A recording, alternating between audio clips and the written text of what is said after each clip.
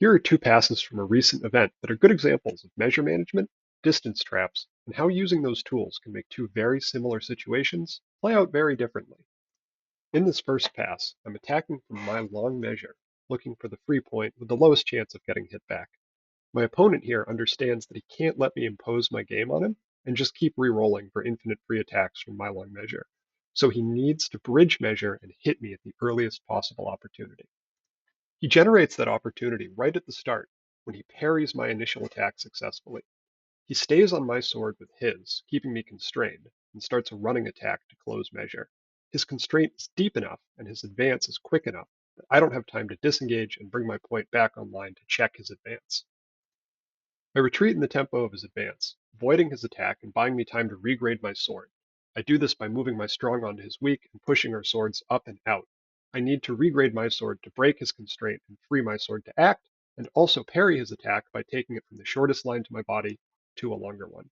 As an added bonus, this gives me the ability to do anything else aside from wrestling, because I know that my opponent is much better than I am at that aspect of the game, and if I wrestle him, I will lose.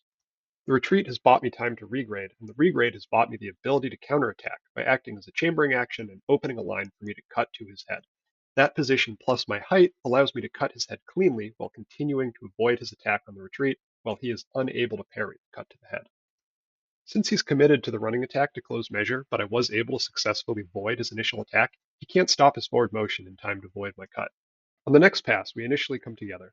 Neither of us finds a good opening to attack or a good starting point for us to work from, and I think we both end up a little closer than we had thought we would, kind of spooking us both, so we separate and reset. When we come back together, my opponent comes in just a little closer than before with a slightly longer step, while I attempt the same action, attacking from long measure with a lunge. He parries my attack and again constrains my blade. See how my point is stuck underneath his hands. Unlike last time, we're much closer together because of his footwork and distance management, so he doesn't have as much ground to cover to deliver his attack. He executes a really nice compound attack, beating my blade down and away with the chambering action of his cut, preventing me from regrading or parrying, and then delivers a cut to the head. A couple of notes on this pass. His management of measure is really nice here. He gets close enough to commit to some productive actions within 1 to 2 short tempi, but not so close that he can't use his sword or has to try to bridge measure to grappling, which could add enough time to his actions that I might be able to defend myself.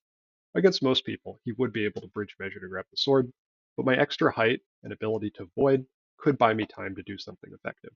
I do think in this situation, if he had tried to grab my sword, he would have been able to, and that would have been it for me. Also, the cut to the head was very nice and gentle. Thank you very much, much appreciated. In summary, those are just some loosely organized thoughts on measure management and distance traps. It was a fun event, had a good time. Full video to that is linked in the description.